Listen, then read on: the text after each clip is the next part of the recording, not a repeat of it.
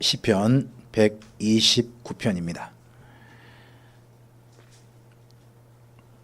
우리 함께 읽어보도록 하겠습니다. 129편입니다. 이스라엘은 이제 말하기를 그들이 내가 어릴 적부터 여러 번 나를 괴롭혔도다. 그들이 내가 어릴 때부터 여러 번 나를 괴롭혔으나 나를 이기지 못하였도다. 밭 가는 자들이 내 등을 갈아 그 고랑을 길게 지었도다. 여호와께서는 의로우사 악인들의 줄을 끊으셨도다. 무릇 시온을 미워하는 자들은 수치를 당하여 물러갈지어다. 그들은 지붕의 풀과 같을지어다.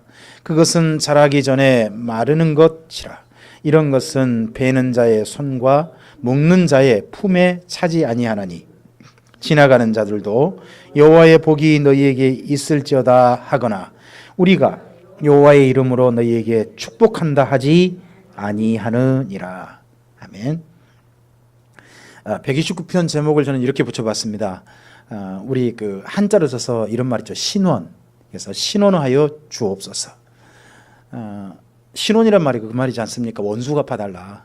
우리 억울하게 한 사람들 하나님 가만두지 마옵소서. 그런 내용이잖아요.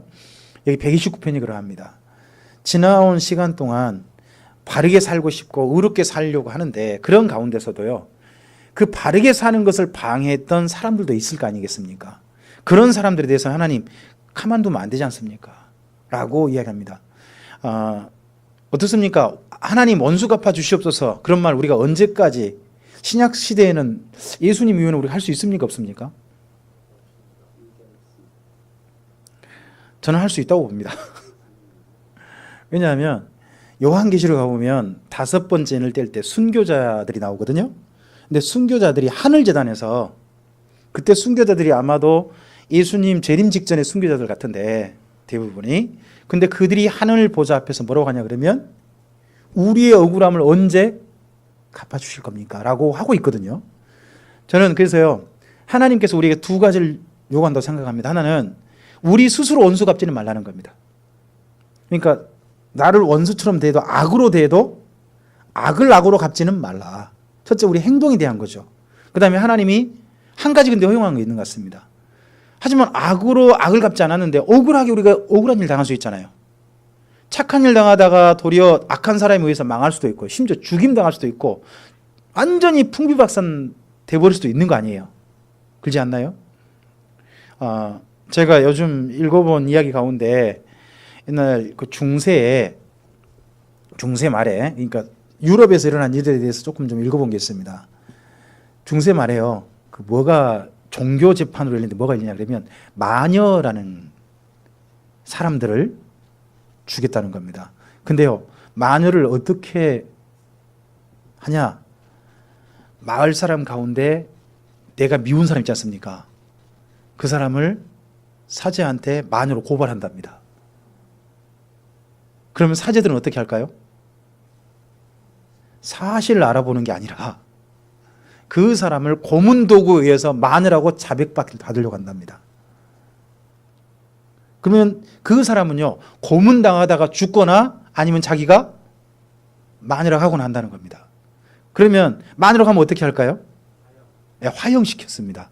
그러면 그 사람이 가진 재산은 어떻게 될까요? 누가 가져갈까요? 사제. 그러니까 고발한 사람들은 왜 고발하는 거예요? 자기가 믿거나 자기 무슨 그런 게 있는 거예요. 그리고 또 사제는 왜 그 사람을 사정 안 봐주고 무조건 고문하고 죽여버리는 거예요? 이게 중세 말에 끔찍하게 많이 일어났다는 겁니다. 이제 이게 진짜 악한 사람들끼리 서로 그냥 짝짝꿍이 되는 거죠.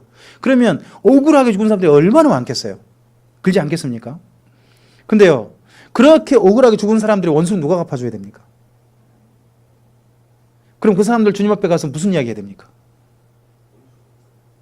네, 원수 갚아달라는 기도는 그래서 신약 성경도 있는 겁니다.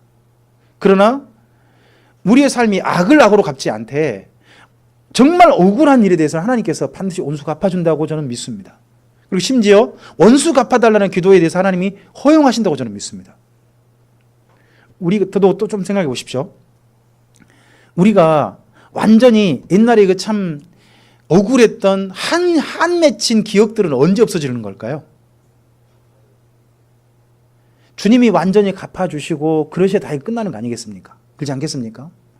저는 그래서 그 신약에 이제 요한계시록 보면 이런 말씀이 있거든요. 이전 것은 하나도 생각나지 않는다는 말씀이 있습니다. 언제 그럴까요? 주님이 완전 심판 끝나시면 그때 정도 그러지 않을까. 왜냐 그러면 죽임당한 순교자들의 영이 자기 억울한 일을 기억하고 있잖아요. 그죠? 언젠가 하나님께서 공의로운 심판하실 때까지는 다 그런 기억이 있는 것 같다 하는 생각을 저는 한편 해보기도 합니다. 그런 것처럼 지금 하나님께 뭐하러 올라옵니까? 제사로 올라옵니다. 이스라엘 민족이요. 지금 성전 올라간 노래 아닙니까? 근데 성전 올라가는데 마음속에 지금 뭐가 있어요? 이 사람들 마음속에 지난 억울한 일을 당한 그 기억이 있는 거잖아요. 그러면 그 기억 가지고 주 앞에 그냥 갈 수 있을까요? 없을까요? 주님께서 뭐라고 하냐 그러시면 신약성경에 보면 주님 앞에 예물 드리기 전에 할 수만 있으면 가가지고 어떻게 해라? 서로 화목하고 그러고 와서 하라고 그러지 않습니까? 그러면요 심지어 이 원수 갚는 것도 누구한테 맡기는 겁니까 이제? 그렇죠? 적어도 주님 앞에 예배 드리러 나갈 때는 제사하러 나갈 때는 자기 억울한 일마저도 이제 누구한테 맡기는 그런 기도가 129편을 생각하면 될 것 같습니다.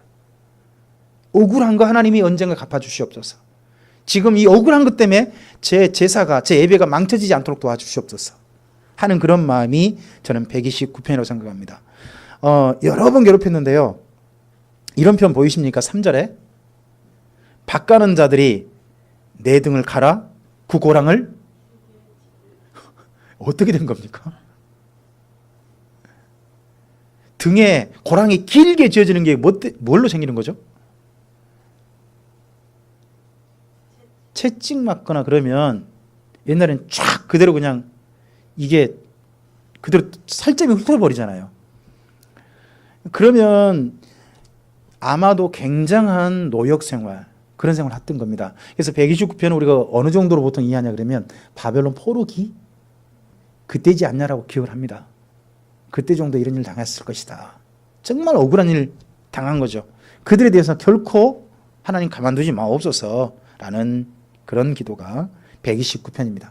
그러니까 우리가 주님 앞에 이제 제사가 아니라 예배하니까요. 예배하러 나올 때 어떤 사람에 대해서 미워하는 마음마저도요. 주님 앞에 내드립시다. 주님 저 그 사람 너무 밉습니다. 그 사람이 저한테 이렇게 억울한 일을 제가 당하게 했습니다. 그 사람 누가 판단해 주시옵소서. 예, 주님께서 판단해 주시옵소서. 그 마음까지 내드리고 그리고 그 마음도 주님께 맡겨드리고 예배 자리에 우리가 예배자로 존재해야 한다는 겁니다. 그걸 이야기합니다. 그 이제 저는 저쪽에 이제 억울한 일 자기 당한 걸 기억했습니다. 130편은 거꾸로요. 자기 죄를 기억하는 겁니다. 우리가 주 앞에 한 주간 뭐 열심히 살고 뭐 삶을 살다 보면 꼭 잘한 일만 있는 게 아니잖아요. 그래서 130편 자기의 이야기입니다. 자기 이야기. 우리 한번 읽어볼까요? 여호와여 내가 깊은 곳에서 주께 부르짖었나이다. 주여 내 소리를 들으시며 나의 부르짖는 소리에 귀를 기울이소서. 여러분 방금 여기 1절 2절 보시면 혹시 떠오르는 데 없습니까? 이게 좀 전에 우리가 불렀던 찬송가 363장입니다. 내가 깊은 곳에서 이 노래거든요. 여기에 정말 자기의 죄를 기억하고 주님 저의 죄를 용서하여 주시고 주님 앞에 정결케 하여 주시옵소서. 이 130편의 영감을 받아가지고 그 노래를 지은 분이요. 마르틴 루터입니다. 마르틴 루터에게 정말 그때 고민이 그거였거든요. 자기가 거기 계단을 갖다가 그쪽은 뭐라 그러죠? 천주교에서는 옛날에 수도 108계단을 갖다가 그냥 뭐 100 몇 개 계단인가? 무릎 꿇고 한 계단 그냥 올라가면 그 죄가 한 계단 올라갈 때 조금씩 하나씩 덜어진다나? 뭐 그렇게 가기도 하고 뭐 거기 또 뺑뺑뺑 어디 뭐 그 성당 안에를 깨끗이 닦고 가면 또 자기 죄가 없어진다나? 뭐 이런 식으로 해가지고 그렇게도 자기의 마음속에 있는 죄책감이 없어지지 않는 거예요. 마르틴 루터가. 그러했을 때 그의 그런 그 안타까운 마음 그게 어디서 해결되냐 그러면 로마서에서 해결돼요. 갈라디아서 해결되고요. 그때 해결되면서 이 130편 같은 자기 죄의 문제를 가지고 고민하는 사람들의 이야기가 마르틴 루터가 보인 거죠. 자기가 뭘 해서 용서받는 게 아니라는 거예요. 누가 용서하신다? 용서는 죄 용서는 주님이 하신다 하는 걸 130편에서 온 겁니다. 그럼 여기 내가 깊은 곳 주께 부르짖었다면 깊은 곳이 어디겠어요? 죄책감을 느끼는 자리예요. 자기 양심이 지금 찔리는 자리, 자기가 주 앞에 서기가 너무 괴로운 자리, 겉은 모습은 뭐 어떻게 될지 모르는 자기 마음속 깊은 곳에는 지금 죄책감으로 굉장히 찔리고 있는 거예요. 그곳에서 주님께 부르짖어요. 자, 3절 읽어볼까요? 여호와여 주께서 죄악을 지켜보실진데 주여 누가 서리이까. 그러니까 자기 마음속 깊은 곳에 뭐가 지금 자기가 봐도 뭐가 보이는 거예요? 죄악이 보이는데 죄악. 계속요. 그러나 사유하심이 주께 있으면 주를. 자, 여러분 거기 4절은 줄 긋읍시다. 위 모든 죄를 내 마음속 깊은 곳에 양심에 걸리고 찔리는 그 죄까지도 용서하시고 그것에 대해서 완전히 속량하시는 분, 죄에 대해 사해 주시는 분은 누구밖에 없으시다. 주님께 있다. 그렇게 주님께 있는 이유는 뭔가요? 그렇게 해주는 것은요, 삶을 함부로 사는 게 아니라 또 죄를 지은 게 아니라 주님을 경외하게 하려고 그런다는 거다 하는 말씀을 여기서 이분이 합니다. 자, 5절 계속 읽어볼까요? 나 곧 내 영혼은 여호와를 기다리며 나는 주의 말씀을 바라는도다. 여기 주의 말씀이 뭘까요? 어떤 말씀을 바라고 있을까요? 내가 너 죄를 용서한다 하는 그런 말씀. 이 말씀이 원래 누가 하는 거죠? 내 죄가 사해졌다. 이스라엘 민족은 누구한테 듣는 거예요? 제사장. 제사장이 속죄제를 드릴 때 마지막 피를 번제단에 붓고 하면서 이야기해 주는 거거든요. 당신의 죄를 여호와 하나님께서 용서하셨습니다. 사하셨습니다. 그 말을 해주거든요. 그게 칭의, 신약성의 칭의. 의롭다 인정해 주는 거예요. 근데 그걸 누가 하시기를? 여호와 하나님이 하시기를. 이분은 기다리고 있다는 겁니다. 자, 6절입니다. 파수꾼이 아침을 기다림보다 내 영혼이 주를 더 기다리나니 참으로 파수꾼이 아침을 기다림보다 더하도다. 이분이 기다리는 주님은 자기 죄를 용서해 주실 주님입니다. 계속요. 이스라엘아 여호와를 바랄지어다. 여호와께서는 인자하심과 풍성한 뭐가 있다고요? 속량이 뭐죠? 용서함. 죄를 사해 주심. 바로 그것이 주님께 있다. 계속요. 그가 이스라엘을 그의 모든 죄악에서 속량하시로다. 하나님의 이런 용서함 받아서 이 다음에 이분이 주님을 경외함으로 주 앞에 서고 싶은 겁니다. 그렇게 예배하고 싶고 또 그런 삶으로 나가고 싶은 거죠. 우리의 삶이 주 앞에 설 때에 우리의 모든 죄의 용서함이 누구에게 있으시다? 우리 하나님께 있으시다. 그리고 우리의 모든 걸 우리 마음속 깊은 곳에 찔리는 것까지도 주 앞에 내어드리고 주의 용서하심을 기대하고 또한 주님 앞에 나아가서 이제 경외함으로 우리 삶의 자리로 그 다음 또 출발하는 은혜가 우리 예배 가운데도 있기를 바랍니다. 우리 131편을 보시면 지은이가 나오죠? 다윗입니다. 다윗. 여기 지금 중간중간에 성전으로 올라가는 노래 가운데요, 다윗의 시가 몇 개가 제법 나와요. 근데 이 131편도 다윗의 시입니다. 자, 그러면 용서함 받았습니다. 우리 다른 사람이 나한테 억울하게 하는 것도 주님께 내어드렸고 자기 용서함 받았습니다. 그럼 이제 주 앞에 설 때 어떤 마음으로 서야 될까요?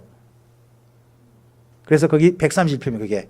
그래서 하나님 앞에 그 당시 제사하는 자의 마음가짐입니다. 제사하는 자의 마음가짐. 오늘 우리로 말하면 어떤 걸까요?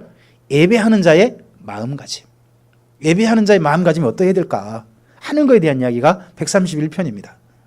자, 우리 한번 131편 말씀 짧으니까요, 함께 읽어볼까요?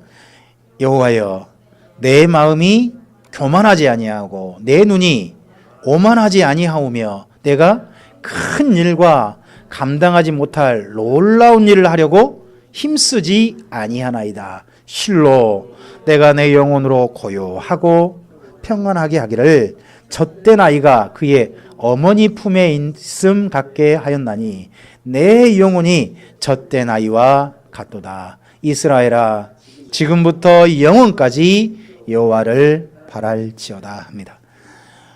이분이 다윗이 말합니다. 하나님 앞에 있을 때 자기 마음에요, 나는 무슨 큰 일을 하고 싶다, 나는 큰 일을 할 수 있다, 그런 마음으로 산 게 아니라 그냥 마치고 어떤 마음이냐 그러면요, 아기가 엄마가 물려주는 젖을 잔뜩 빨아먹었어요. 빨아먹고서요 아기가 엄마 품에 이제 서로로 잠이 든 거예요. 잠이 들었을 때 어때요? 물고 있다가 젖을 입술에서 젖꼭지가 빠지고 그러면서 잠이 입가에다가 젖을 살짝 흘리면서 그대로 거의 잠든 것 같은 그런 모습이 자기라는 거예요. 지금 이 시간 주님 앞에 설 때에 자기 마음속에 어떤 뭐예요? 더 바랄 게 없다는 거죠. 누구 앞에 있으니까? 주님 앞에 있으니까. 마치 꼭 엄마 품에 배가 잔뜩 불러서 포만감으로 이제 평안하게 엄마 품에 엄마의 심장 소리를 듣고 그 따뜻한 가슴에 그대로 잠들어 있는 아기와 같은 모습이 자기라는 겁니다. 우리가 주 앞에 예배할 때에 이런 평안함, 나 주님 만났으니 더 바랄 것 없습니다 하는 그런 마음, 이런 마음으로 우리가 주 앞에서 예배할 수 있기를 바랍니다. 다윗이 그런 마음으로 주 앞에 존재하려고 합니다.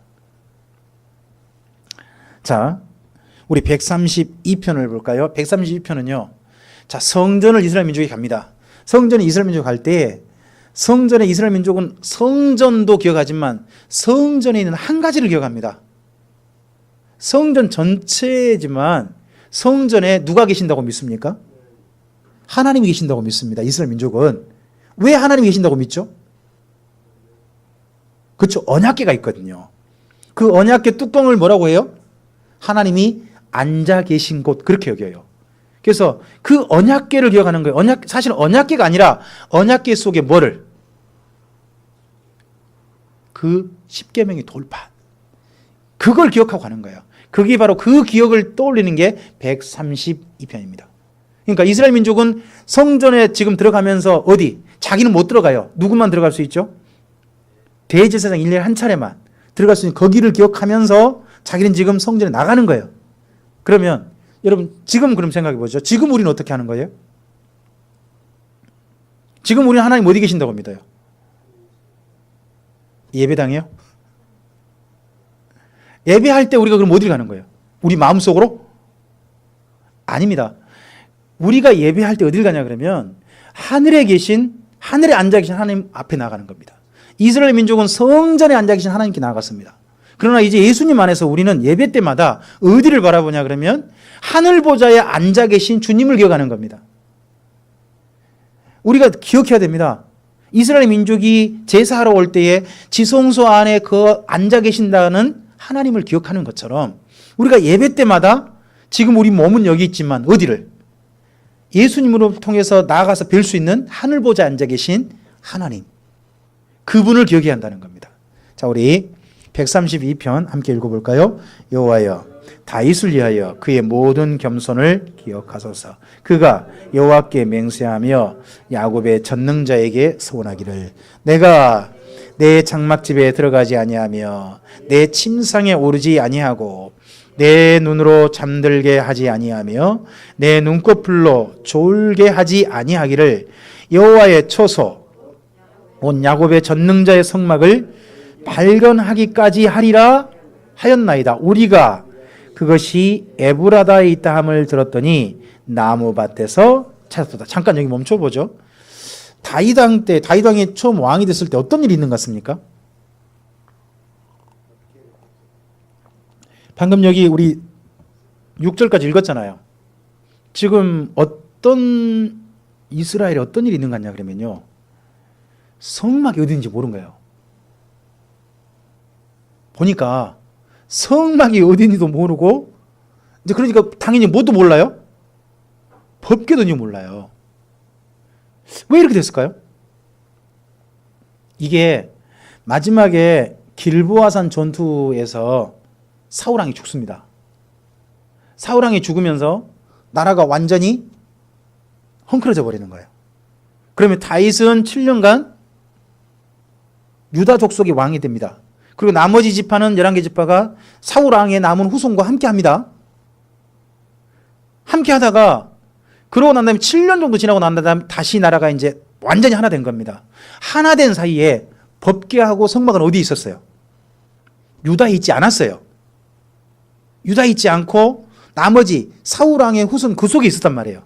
근데 그 속에 있는데 나라가 완전히 난리통 혼란통이 되다 보니까 성막과 법궤에 대해서 챙겨준 사람이 아예 없었던 모양입니다.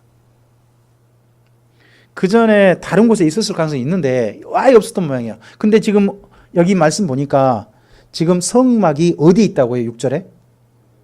에브라다. 여기가 에브라다라는 지역이 베들레헴도 있고 바알레 유다, 기럇 여아림 이런 마을들이 있는 좀 큰, 그러니까 면단이라고 생각하시면 됩니다. 우리 여기도 비아동이 광산구 안에 있잖아요. 광산구 안에 있는 것처럼 그렇게 생각하시면 돼요. 그러니까 에브라다가 큰 지명인 거죠. 면 단위. 그리고 그 안에 마을들이 여러 개 있을 거 아닙니까? 에브라다 면에 있는 마을들이 베들레헴도 있고 바알레 유다도 있고 또는 기럇 여아림 이런 마을들이 있는 겁니다. 근데 여기 보니까 에브라다 그 마을 안에 있는 큰 면 단위 안에 지역이 있는 거예요. 그래서 발견했어요. 7절 이하 읽어볼까요? 우리가 그의 계신 곳으로 들어가서 그의 발등상 앞에 엎드려 예배하리로다. 그러니까 이전에는 그러면요, 생각해 보세요. 다윗이 유다 지파의 왕이 되어졌고 사울 왕의 남은 후손 있는 동안 성막에서 이스라엘 민족이 모여가지고 하나님께 제사한 일이 있었을까요? 없었을까요? 없었다는 이야기죠. 그 사이 완전히 없었던 거죠. 다시 이걸 세우려고 한 사람이 누구? 여기 다윗왕. 다윗왕이 다시 발견해가지고 이걸 정리해서 지금 시온 성을 이미 점령한 것 같거든요. 점령했는데 아직 다윗은 뭐냐 그러면 하나님의 성막도 못 찾았는데 내가 이 시온성에 있는 내 집으로 들어가기는 어렵다. 잠시 동안 우리 성막 찾고 난 다음에 그 다음에 내 집으로 들어가든지 말지 하겠다. 성막 찾는 일이 지금 이렇게 했다는 겁니다. 자, 그래서 그거 예배하려고 해서 8절 읽어보죠. 여호와여 일어나사 주의 권능의 궤와 함께 평안한 곳으로. 자, 이곳이 어디? 권능의 궤, 법궤죠. 평안한 곳, 어디를 말한 걸까요? 지성소. 근데 이게 다윗 왕이 지성소를, 그러니까 지성소까지 짓고 싶었던 것 같아요. 그래서 나중에 다윗이 뭘 꿈꾸냐 그러면 성전 짓는 걸 꿈꾸잖아요. 성전 짓는 걸. 그런데 이건 다윗에게는 허락되지는 않습니다. 근데 이제 법궤를 옮길 때는 그런 마음도 있었던 것 같습니다.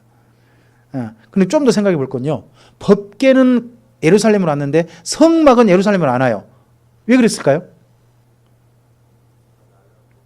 너무 낡았죠. 이게 모세 때 지어가지고 400년 넘게 이걸로만 버텼어요. 그럼 400년 동안이나 그 천막이 어떻게 됐겠어요? 낡고 낡았을 거 아니겠습니까? 그러니까 도저히 천막은 어디 가져올 수 없다. 천막은 다른 데 옮깁니다. 천막하고 그리고 번제단은 거기가 나중에 보면 기브온 산당입니다. 기브온 산당에 넘겨버리고 법궤만 예루살렘 들어온 거죠. 자, 계속 읽어보죠. 9절입니다. 주의 제사장들은 의를 옷 입고 주의 성도들은 즐거이 외칠지어다. 주의 종 다윗을 위하여 주의 기름 부음 받은 자의 얼굴을 외면하지 마옵소서. 여호와께서 다윗에게 성실히 맹세하셨으니 변하지 아니하실지라. 이르시기를 내 몸의 소생을 내 왕위에 둘지라. 내 자손이 내 언약과 그들에게 교훈하는 내 증거를 지킬진대. 그들의 후손도 영원히 내 왕위에 앉으리라 하셨도다. 여기 방금 11절과 12절 있죠. 11절 12절 옆에다가 써놓으세요. 다윗 언약이라 합니다. 이게 사무엘 하서 7장에 있는 이야기거든요. 그럼 이건 한참 후입니다. 법궤를 성막에 옮겨놓고 난 다음에 법궤를 예루살렘에 옮기고 난 다음에 그리고 나서 나중에 사무엘 하서 7장이 나오거든요. 그러면요, 이 132편은요, 그 후라는 이야기죠. 다윗이 이미 하나님께 어떤 다윗 언약이나 언약을 받고 난 다음에 132편이 쓰여졌다. 상당히 좀 뒤편의 이야기로 우리가 이해할 수 있습니다. 자, 13절입니다. 여호와께서 시온을 택하시고 자기 거처를 삼고자 하여 이르시기를 이는 내가 영원히 쉴 곳이라. 내가 여기 거주할 것은 이를 원하였음이로다. 내가 이 성의 식료품에 풍족히 복을 주고 떡으로 그 빈민을 만족하게 하리로다. 내가 그 제사장들에게 구원을 옷 입히리니 그 성도들은 즐거이 외치리로다. 내가 거기서 다윗에게 뿔이 나게 할 것이라. 내가 내 기름 부음 받은 자를 위하여 등을 준비하였도다. 내가 그의 원수에게는 수치를 옷 입히고 그에게는 왕관이 빛나게 하리라 하셨도다. 여기까지가 18절까지가 다윗 언약의 내용들입니다. 자, 이 내용들로 봐서는 다윗 언약 후에 이 시편이 지어진 겁니다. 근데 하나님께서 여기 말씀하신 내용 가운데 시온을 영원히 보존하겠다는 말씀은 끝내 이루어지지 못합니다. 왜 그렇습니까? 이스라엘 민족이 이러하신 하나님의 마음이 있었음에도 불구하고 끝까지 우상숭배하고 하나님을 떠나버리니까 결국은 예루살렘도 망해야 했습니다. 근데 왜 여기서 성전에 올라갈 때 이 노래를 기억할까요? 왜? 자, 첫째는 성전에 올라갈 때 이스라엘 민족은 어디를 바라본다고요? 지성소. 지성소 안에 누가 앉아 계신다고 믿어요? 하나님 계신다. 그리고 지금 여기 올라올 때 여기 지금 성전에 올라가는 노래는요, 바벨론 포로 귀한 자들의 노래거든요. 유다 왕조 때 노래가 아니에요. 나중에 노래거든요. 그럼 그때 정도면요, 다시 예루살렘 회복된 거잖아요. 이 회복된 예루살렘을 하나님이 어떻게 하실 것이다? 영원히 지켜주실 것이다. 그런 마음을 품고 올라가도록 하기 위해서 여기 132편이 있는 겁니다. 그런 소원을 품고 성전에 올라가도록 하는 거죠. 여러분, 우리는 주일에 함께 모이고 이런 예배 시간에 모일 때 어떤 소원을 품고 옵니까? 지금 이 시간 우리가 있는 이 자리에 있을 때마다 하나님, 하늘에 계시는 하나님 보좌 앞에 나아가려는 마음으로 천천히 예배 자리에 임해한다고 봅니다. 그런 마음으로 임하고, 그리고 어디가 영원히 보존되기를 원하셔야 됩니까? 참빛교회가 영원히 보존하라? 뭐 그런 겁니까? 저는 그런 거 아니라고 생각합니다. 지금 이스라엘 민족이 여기 말한 예루살렘을 영원히 보존해 주기를 원하는 마음은 이해를 해요. 하지만 그게 끝내 이루어지지 않습니다. 우리 이 땅에 있는 모든 것들은요, 다 끝장납니다. 근데 한 가지가 영원합니다. 그게 뭐냐 그러면 예수님의 영원한 몸입니다. 이 몸을 가리켜서 우주적인 교회라 그럽니다. 우주적인 교회. 이 우주적 교회에 대해서는 완전히 주님 안에서 영원히 보존될 것입니다. 우리가 그런 마음 정도는 132편에 꿈을 꿔야 한다고 생각합니다. 그 우주적인 교회 안에 누구누구가 포함됐으면 좋겠습니까? 예수님이 한 몸을 이루는 그 우주적인 교회, 누구누구가 있었으면 좋겠습니까? 우리 옆에 계신 분한테 한번 그렇게 좀 이야기 좀 해보시죠. 그때 한 몸 이룹시다.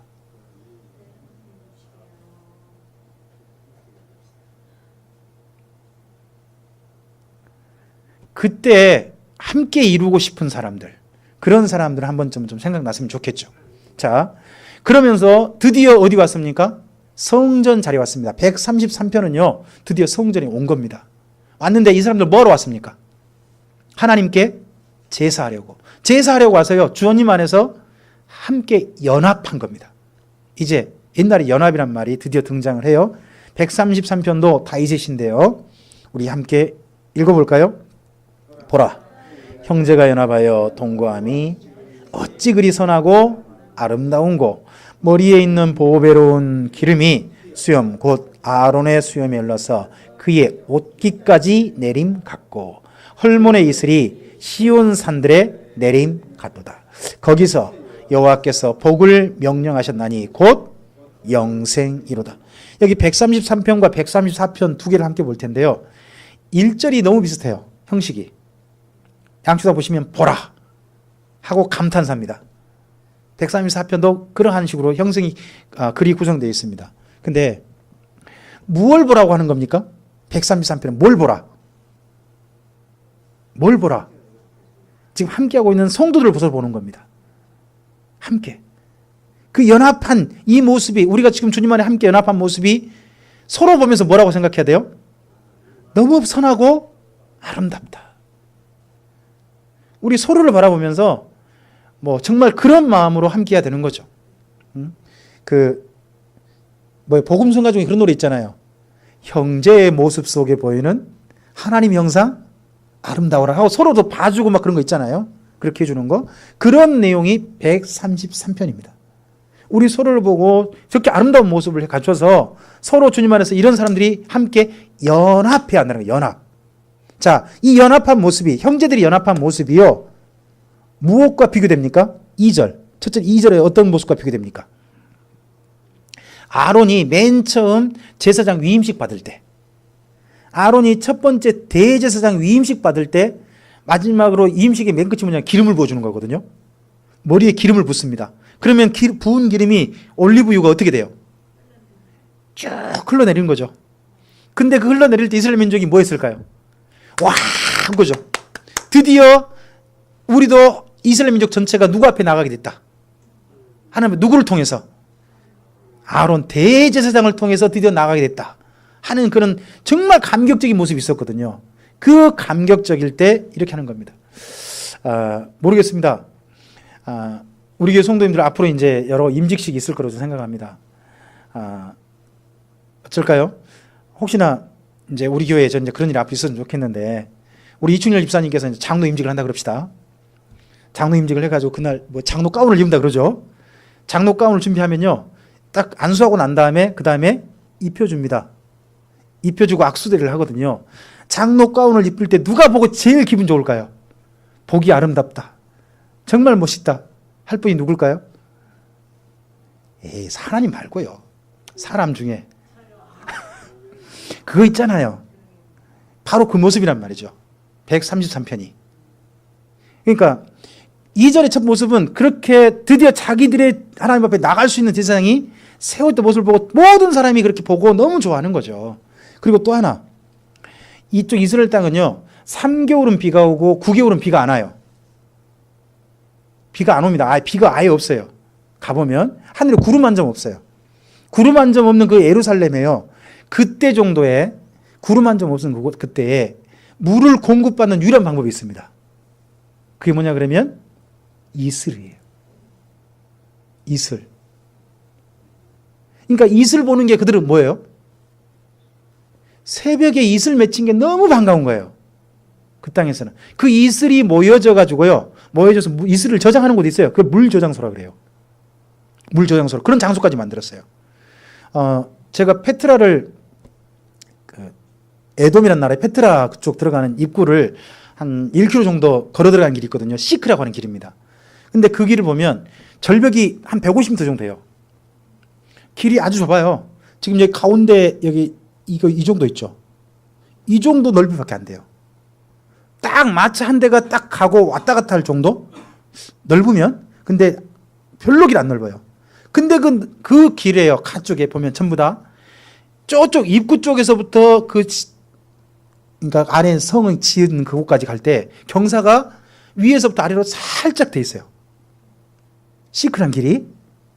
그럼 돼 있어가지고 맨 밑에 보면요, 절벽에서 물이 내려오면 그 벽에 홈을 팠어요. 홈을 파가지고 거기서 쭉 물이 흐르게 만들어놨어요. 그러니까 이슬이 흘러내려와가지고 어떻게 그 성 안으로 들어와서 입구에 큰 물전생소에 모이도록 그렇게 만든 거예요. 그만큼 이슬은 그들에게 귀한 거예요. 값진 거예요. 만약에 감을 때 이슬마저 안 오버리면 일 납니다. 근데 이 예루살렘의 이슬로운 모습, 그런 모습이 바로 뭐다? 형제들이 그렇게 연합해서 모여있는 모습이라는 겁니다. 그래서 여러분 거기 3절에 거기서란 말이 중요해요.